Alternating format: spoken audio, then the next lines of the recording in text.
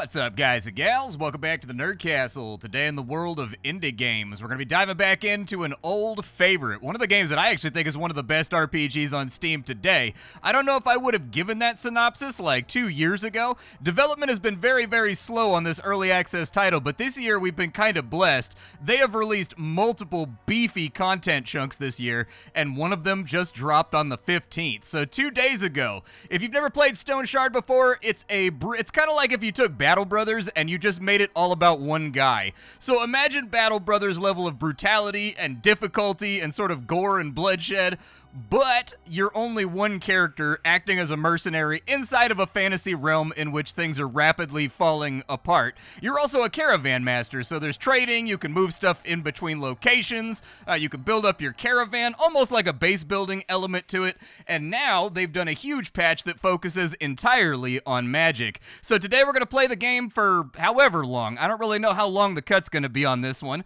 but if after watching this you wanted to get the game for yourself, I got a link for you down below in the description. You can check that out there. I do think that this is the best version of the game that they've ever released, and honestly, this is probably like the first time that I'm like, yeah, dude, just go for it. It's a dope RPG. If it goes no further than it is right now, it is still a rad game that you will dump hundreds of hours into if the bug bites you. On top of that, you can find a bunch of other Nerd Castle links down there just in case you wanted to hang out live, but without further ado, let's dive into some Stoneshard.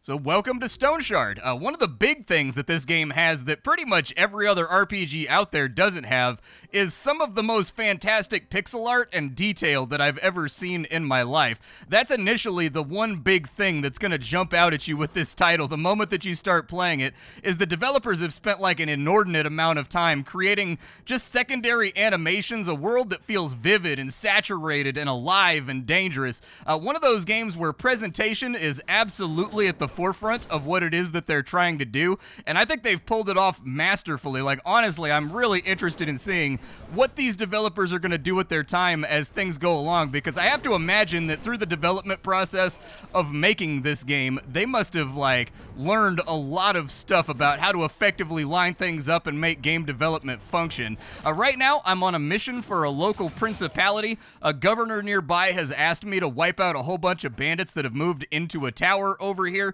They've been kidnapping people, they've been causing all kinds of problems, and so I, being extra money hungry and greedy, decided that, like, yeah, dude, I just spent a whole bunch of money on equipment. I'm kind of broke right now. I'm not looking super great in the financial sense. Let's get out there and let's take some human life in order to refill those coffers. And so right now I'm playing one of the new characters in the game, in fact. One of the big things, I'm just going to splice this on in, and hopefully this didn't, like, wipe out my save or anything. But one of the big things that they've added with this patch is that they've added new characters. There's 3 new characters that have been added to the game, which is going to add a huge amount of replayability, because these 3 characters focus entirely on either being mages or being hybridizable, or being able to be hybrided.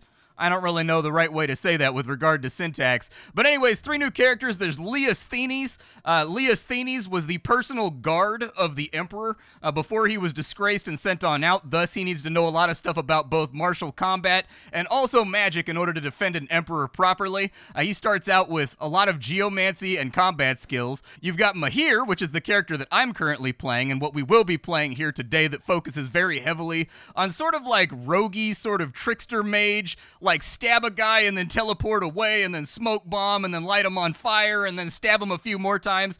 Basically a whirling dervish that can also use magic in order to confuse and light his enemies on fire. And then you've got Hilda the Monster Slayer, who's all about, she's kind of like a witcher. That's what she's based on. So she's got lots and lots of defensive magic and sort of like sigils that she can place on the ground, but she's also got a whole bunch of things that are like spears, axes, two-handed weapons, so that she can also brawl and fight if she needs to. So she's all about like wards and protecting herself. This is really, really good because honestly, it's been a long time since the game got a breath of fresh air with regards to the characters that you're allowed to play. Since I started covering this game, I think in the beginning there was just like Arna, Jorgrim, Derwin, and Jana, and then they added Velmir later on, and then adding these 3 who definitely have like a magic lean to them, but also hybrid well into like melee skills and like archery and things of that nature. Good stuff right there. They give you a nice little starting blueprint to try out gameplay styles that you otherwise wouldn't have tried. And of course, to complement the new characters that they've added on in, they've completely and totally redone a lot of the talent trees. They've basically just refined everything. It's more or less the same. There's been a lot of buffs, there's been a lot of nerfs, but they've also added in a new school of magic called Arcanistics, which is basically trickster magic. It's kind of like if a black hole was a wizard. Everything in here has to do with like sucking people into portals and forcing them to come out in another spot to reposition them. You can swap enemies around magically. You can do all kinds of weird little random things with this tree right here. I played around with it on a previous character, but honestly, I did not have much luck with it. Magic requires far too much big brain play for me, and the guys that I make in this title, they tend to be like big unga bunga energy, where I tend to just equip them with like the biggest, mightiest hammer that I possibly can, and just bash things to death. I do have some magic on this guy, but I've been trying to kind of get his martial skills up, because what I learned very, very early on in my playthrough with this dervish character is that if you try to put half your points into magic and you try to put half your points into melee, you're going to half suck at both of those things, and it's going to cause potential issues. And so what I decided to do with this dude is I would get all of his martial skills set up, and once I know he can handle himself in a melee fight, that's when I'll start taking supplementary magic skills that are going to allow him to do that even better. However, I do have a little bit of magic. You just saw me throw out a flame bolt right there. Flame bolt kiting has been a big part of my strategy on this character because it allows me to soften people up before they arrive at my position, and then I just finish them off with my dual-wielding daggers. My character very much focused on striking the enemy's weak point, on penetrating armor. Oh, I'm about to get smacked, aren't I? Okay, this guy, he's got a bill hook, so he can attack me from 2 away no matter what he does. What I popped right there is an ability called Deflect for every person that attacks me. It only lasts for 1 turn, but for everybody that attacks me inside of that turn, I get stacking stacks of a buff that allows me to block better, that gives me a much higher counter chance so that I get a bunch of free attacks. And this character is a very, very aggressive gameplay style where I know this is going to sound stupid, but you kill enemies by attacking more. My character is basically the equivalent of a minigun. It takes me a little bit to spin up, but once I get going, I should have like 7 or 8 attacks per turn, even if surrounded by enemies, that allows me to just shred everything around me with counter blows. Aw, man, I stepped in a trap. I moved my trap scanning button to a different spot. I used to have it on my 1 key, and like, I really wish this game had more hotkeys in its bar. Like, I wish this expanded upwards like in an MMO, so that I could just have all my buttons over here. I wish I could have that, but I don't have that. It does give you multiple racks right here, but you've got to like cycle in between them. Make sure you're scanning for traps while you're going through dungeons. There are loads and loads and loads of traps in this game, and almost all of them are going to do something terrible to you at the worst possible moment when you don't want that thing to happen. I will take that sword, actually. Probably sell for a couple of nickels once we get back to town. Break that open with my old crowbar here. 47 gold inside that chest. Definitely get down on that. I think our mission right now is actually just to assassinate the big boss. In the last patch that they released, they actually varied up all the different objectives that you have inside these dungeons. So for example, when you go to fight bandits now, there's a couple different things that can happen. There will be one bandit quest that's like figure out what happened to the patrol, so you got to go into the dungeon and you got to find like 4 or 5 dead bodies. And if you can find those 4 or 5... Ow, dude, right in my eye socket. Could you shoot me like this? Utterly unacceptable. But there's variable objectives now. Those have been a thing for a little bit. I'm going to close the gap with this guy right here. There we go. Block up. There we go. We got the block and the counter for 19 damage. 48. Oh my god. 58 damage going out. Every character in this game that's a human being has 100 HP, so you should reasonably know how wounded they are just by counting the amount of damage you've done so far. But as I was saying, when you take this quest right here, the objectives can change now. That's been a thing since the last patch, so you might be looking for a patrol that went missing, and you've got to bring back all of their, like, law enforcement badges. You may be trying to rescue somebody from in here, so, like, one of the new quests and objectives is that the bandits have kidnapped somebody from a local town, and it may be a vendor that you actually need. Like, it may be the blacksmith, it may be the antiquities vendor. It's kind of hard to tell who they're going to snatch, but that person will not come back to the town until you go out and rescue them. And so if you use their services heavily, kind of an immersive little element right there, where if you slack and you don't take jobs and you're kind of just fooling around a lot, instead of getting out into the dungeons and taking care of stuff for the local population, you may find that very, very rapidly you run out of people to like sell loot to. I think they can only steal like 1, because there can only be 3 quests spawned, 1 for each faction in each city, so they can only take 1 vendor away from you. But still, that vendor can be a very, very important vendor that life gets very difficult if you don't have access to him. Yeah, a little bit of a flame bolt out right there. Every now and again, my flame bolt sets them on fire. The flame abilities are left over from when I was trying to go like 50-50 casting versus dual-wielding dodge build. I found that dual-wielding dodge build did not work very, very well. When it was working, it was really, really working. Oh, there's a bunch of dogs in here. They got like a whole kennel up inside of here. Okay. Well, let's stay low to the ground. There's 4 dogs inside of here. That could very rapidly go wrong for me. Let's see if we can take out that one in the front with fire bolts first. But we are going to lose a step right there. But the last thing we want is for these dogs to surround and pound us. If they surround and pound us, they've got an ability that's basically like an ankle grab, where they grab your ankle, and it's a stacking debuff. That makes it very, very likely that the enemy's going to hit you. I just actually swapped my entire gear set before I recorded this video. Was relegated to dodge stuff. I got rid of all my dodge stuff and just put on like medium armor and just gave up on dodge entirely. Because the thing about dodge in this game is that it's feast or famine. If you have like 40% dodge chance, you're wearing very, very light armor that basically provides you with absolutely 0 protection. And while you're dodging, things are going great.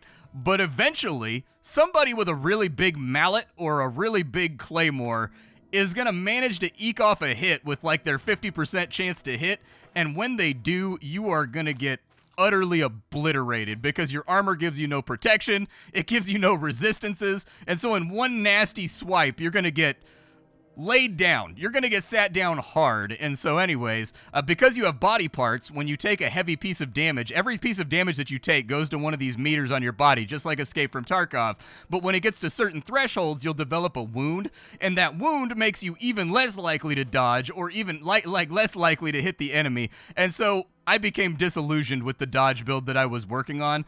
Luckily, I decided to bail out on it before I started taking abilities that entirely focus. Oh my god, this guy. He got his little dash ability right there. He's going to try to throw a net on me.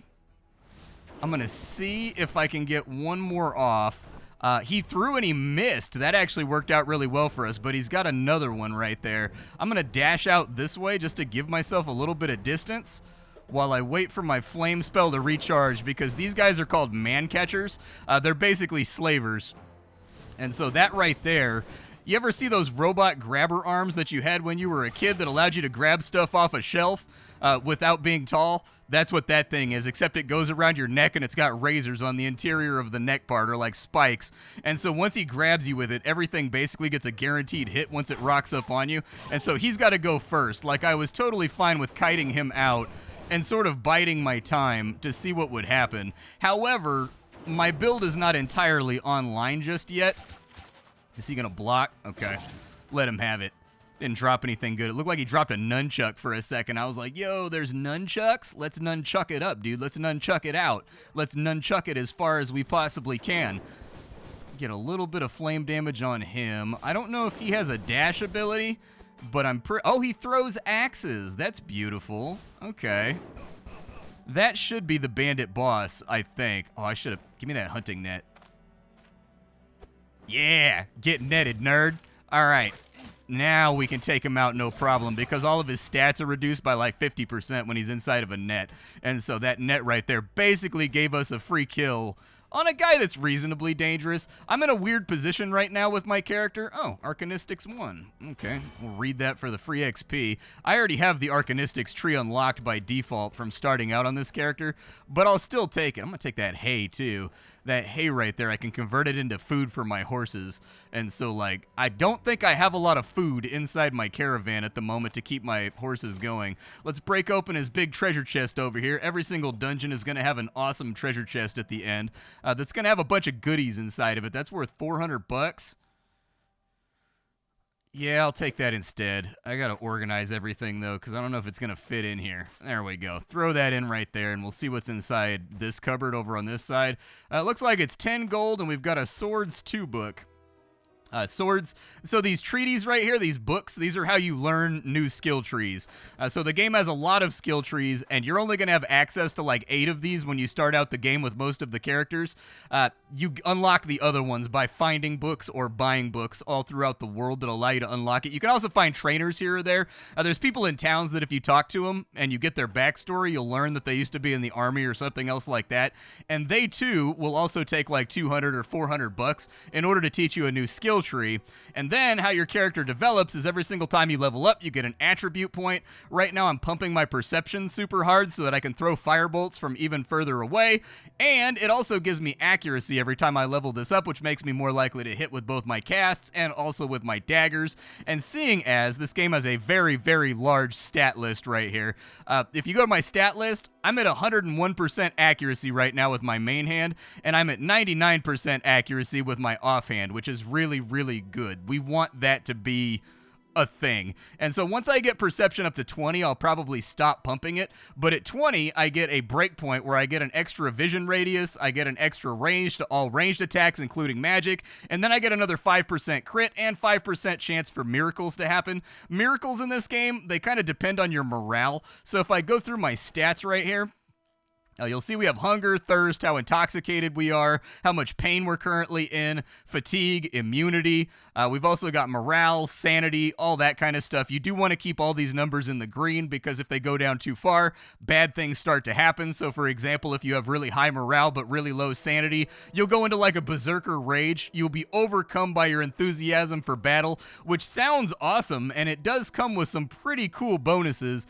But the downside is you can no longer run away from enemies. You can only move towards enemies. And given that some enemy packs in this game can be a lot more than you can handle, kiting's a really good idea. If you have really, really low morale, but you have really high sanity, there's other things that'll happen. It just kind of depends. And miracles are one of the things, that was what I was looping back to. I couldn't remember what I was talking about. What was the initial thought that I was working my way towards? Miracles are basically acts of God that can happen if your morale and your sanity are in a good place and you go into combat with enemies and maybe you take a couple hits, you're at half health in like 3 hits, you may just regenerate all of your health and there'll be a little pop-up up here that'll be like, miracle, act of God, burst, or second wind, that'll get you back into the fight, and those things can be super game-changing. So having a really high miracle chance is a good idea. What I think I'm going to do, a new piece of content that they put in this patch outside of like the new magic tree and the new characters, they've added a bunch of new quests, I think, which I've done some of them, but they've added caves to the game. And I'm kind of interested in checking out and seeing what the big deal is with caves. I've got a cave over there, a cave right there, and I know that right there is a cave. So, like, we may actually want to check that out. So I'm going to head back to town. I'm going to sell my spoils. I'm going to sleep because our fatigue is getting kind of high right now. And also your morale and your sanity, they depend very, very heavily on you having a normalized sleep schedule in this game. And so this is very much a survival game on top of being a very, very large, expansive, sort of in-depth RPG. But you've got to mind your meters. Otherwise, your character gets unhealthy. He gets a little bit, a little cuckoo for Cocoa Puffs, and then things start going wrong while you're trying to adventure. This is my camp right here. I've built it up a little bit. You can go to the big book over here, and you can find things while adventuring, and also from different vendors that will allow you to unlock different upgrades for your camp. You can also get people that join your camp over on this left side. There's a hunter, there's a blacksmith, and there's something else. I don't remember what the third one is, but I had them on one of my previous playthroughs that'll help you out with running your mercenary company and giving you more options. This guy right here is Brynn. He's the guy that owns the mercenary company. He's really, really low overhead. As long as the money keeps coming on in, he will actually help you out a lot over the course of your playthrough. There's all kinds of crafting and things you can do inside of here, from cooking meals to salting meat to going over to this side. You can craft things inside of here, but I haven't really been buying a lot of recipes yet. I gotta like repair some of the gear inside of here to see if I can sell it. I've been trying to prep, like I try to keep all the damaged valuable gear that I find so that I can slowly and incrementally repair it as time goes along. That way I can take it to vendors and sell it.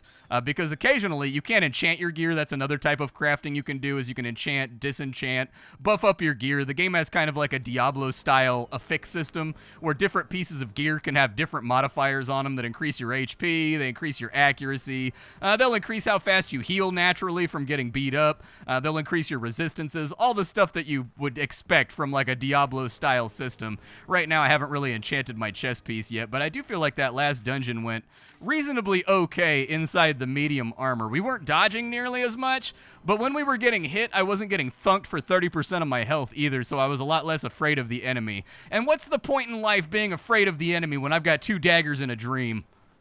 Gear in this game is quite varied. This is just the blacksmith, but there's also a tanner and a tailor and a general goods vendor here in town. There's lots and lots of gear in this game. Do you like flails? All right, play around with flails. You like, look at that bad boy right there. You want to play around with glaives and you want to mess around with broadaxes and brandy stocks and golden dogs? Go for it. What we need right now, though, is a pickaxe, because we're going to a cave, because I want to see... So before we end this video, I may die horribly. I don't exactly know what I'm walking into, and in this game, that's usually kind of a mistake, but there's a new enemy faction in the game that they've added with this patch, too, that are like Tyranids. Not even like Tyranids. They're just like giant bugs that make hives in caves called... I think they're called the Crawlers. I want to go see the crawlers before we end this video, because I haven't seen the crawlers yet, and I'm very, very excited about having massive space bugs against which I can deploy some freedom. And so, like, in the interest of democracy, I think that the crawlers need to die, and I think the crawlers are down here, so it may actually be a better plan for us to pack up the caravan and maybe put it like right there so I can get to the crawler cave a little bit faster. That'll put us right next to Brynn too, which is honestly one of the most impressive cities that I've ever seen in a video game. If you remember the feeling in Baldur's Gate of getting to Baldur's Gate, and it has all the different like wings of the city, and they're like teeming with life, and there's people everywhere, even more so in Baldur's Gate 2. Brynn is like that. It's flat out like overwhelming when you first get there, but big cities are a little overwhelming when you first get there, right? I've traveled all over the place. I grew up around San Francisco, and so like I'm familiar with SF. Like I don't have a problem finding my way around in the city, but let me go to Philadelphia, or let me go to Boston, or let me go to New York City, and when you get there, you get that feeling with the buildings towering over you, where you're like, damn, bro, this place is huge. This game kind of gives you that vibe, which I think is kind of a realistic thing about going to a big city in a video game. There's so many RPGs where they're like, this is our capital. It has stood for 2,000 years against all manner of foe. Our army is large, strong, and insurmountable. And then you get to the town, and there's like 14 NPCs and like 3 shops, and then you're like, so this is the capital, huh?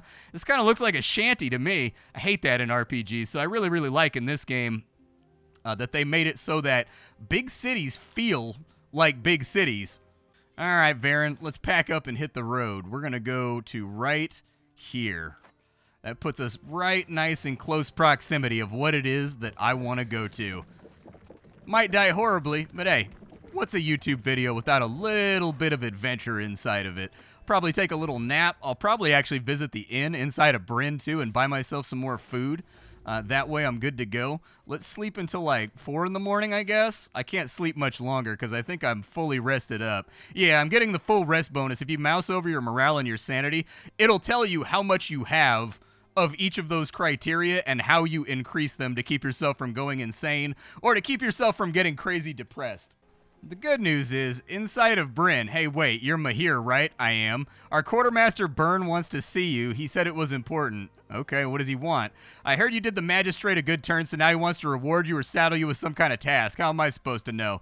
All right. I'll go talk to Brynn when I get a chance to talk to him. He's like right up here inside the... Actually, he's right here. Let's go talk to him real quick. All of the characters in this game do have dialogue. In fact, part of your sanity is talking to people and like getting rumors. Rumors will unlock points of interest on your map in case you get bored of questing or whatever. Host Almighty, it's Mahir, hero of the magistrate. I've gotten ready reports about your exploits. Keep it up and you might even take over my duties one day. Don't you think you deserve a fair bit of praise? After all, you did help the magistrate's settlements in their hour of need. You may not be a part of the vanguard, but that doesn't mean you aren't useful. Therefore, you deserve assistance. I like where this is going. Don't interrupt. As a quartermaster, it's in my power to provide you with gear. Not directly. I hope you don't need me to spell out why. But I've prepared a little letter. Show this to the bailiffs in the guild quarter, and now that I'm vouching for you, they're way more open towards the idea of selling you a weapon or two. Hell yeah, dude. I was actually wondering how the hell I buy things from the guild quarter. So this place has the best artisans and the most expensive, like, high-tier gear, but nobody will sell to you because you aren't approved by the magistrate and the vanguard in order to receive their goods. Like, only people that are a part of the guild or supporting the guild are allowed to get their gear. And so that's actually kind of a huge come-up for us right now.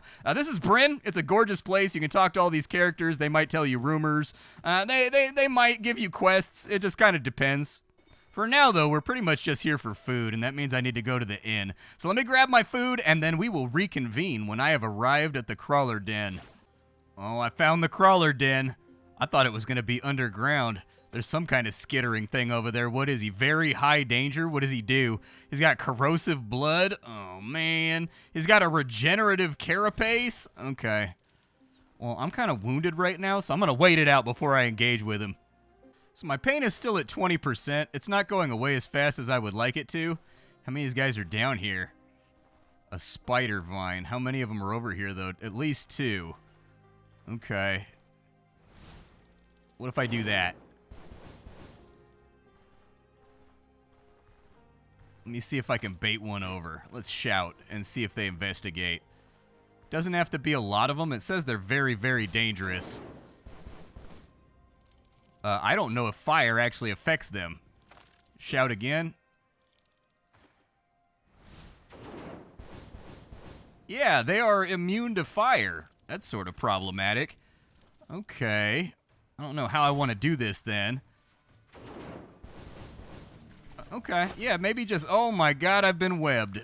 Okay, yeah, who would have ever guessed that spiders web you? Do a dash back over to here and kind of pace them out, I guess. I don't know what the cooldown is on their webby thing that they do, but let's try to get around. I gotta find a spot that I can, like, funnel them through. I got 1 turn left till my dash goes off. I would like to fight one of them at a time, so I kind of want to see... Oh, they're chasing the little echidna or whatever it is, dude. They want him. I don't think they're gonna catch him, though. Okay, if I can just pull one over to this side map, it'll make this simpler. Okay, we've got one. Let's see what he does. So he's probably going to try to web me again soon. Go to block mode. Okay, he missed. That's good. 3 damage, actually. Oh, my God. He hits hard. Wow, they've got like a really high armor class, dude. How hurt is he right now from that damage? He's at 68%. It might happen. Put a war cry on him. That 15 damage has got to stop, though.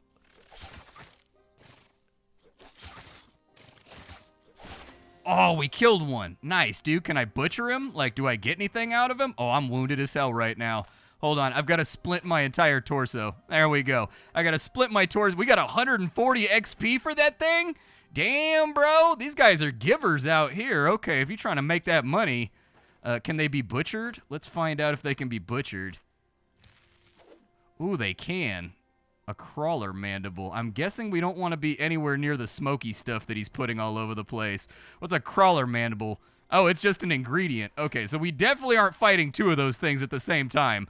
Even one was a little bit much. Luckily, I got a war cry on him because I've got a talent right now that makes it so I deal 33% increased damage and armor penetration. Once I hit him a couple times and he only took 1 damage each time, even though my weapons normally hit for like 28, I was like, maybe I should debuff this guy and see what we can get done here.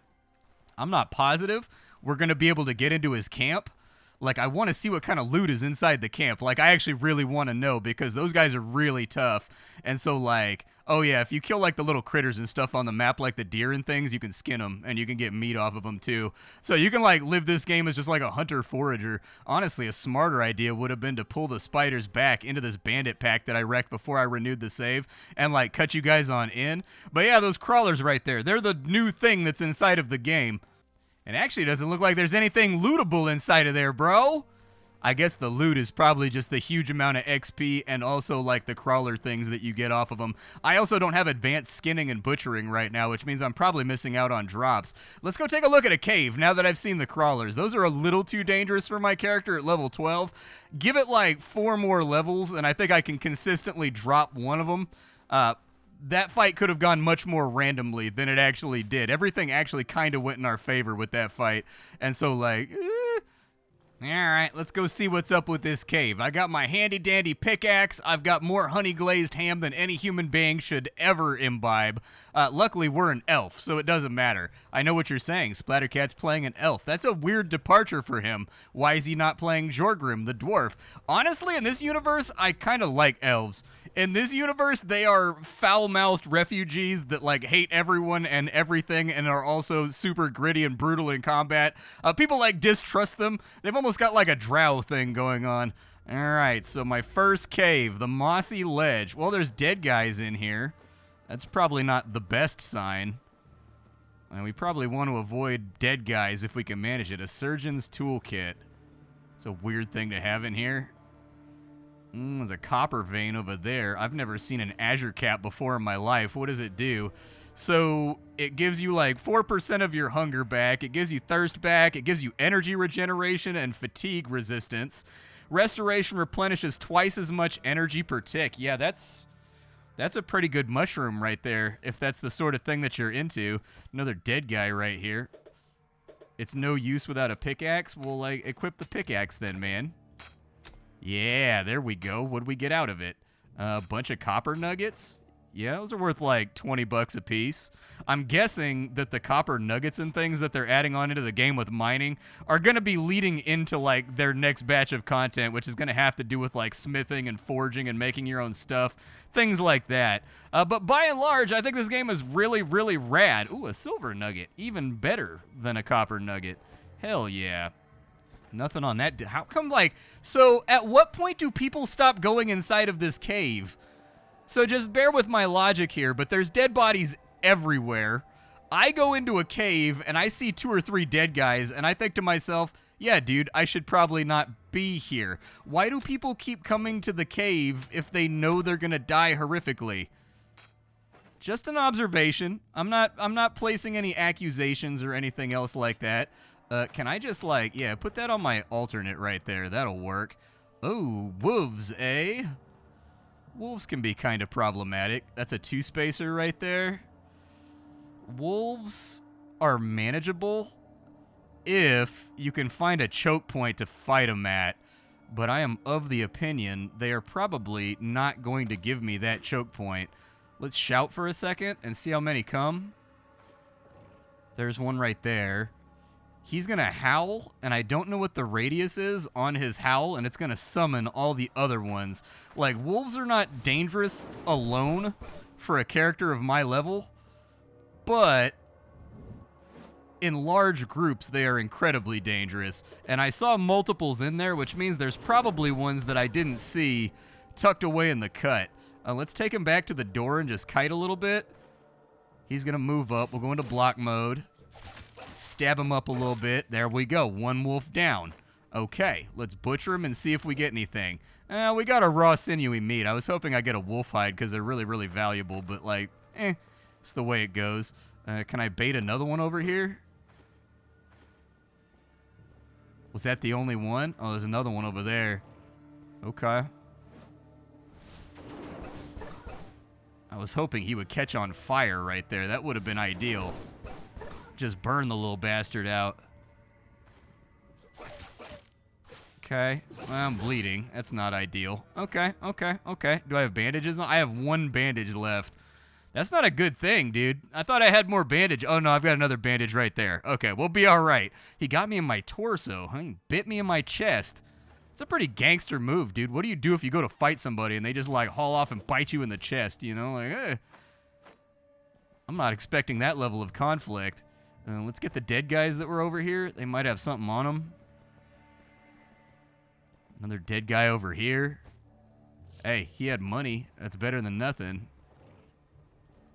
We've already got wolves on us right now, and this is 2 wolf. 2 wolf kind of... Oh, 3 wolf. Dash away. Yeah, we gotta space these boys. Oh, there's so many of them, dude. We might be hosed. Oh, they dashing up in here, bro. They dashing up in here. Deflection mode.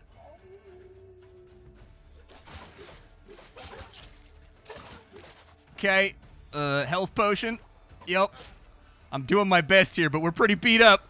We're pretty beat to hell. That one's running, which is actually a really good thing for us. It bled out. That one's also running. Oh, we barely pulled through on that one, bro. Like I said, dude, in groups, they are incredibly dangerous. It's when they're not in groups that they're easy pickings, but man, when they're hanging together, you are in trouble, my brother.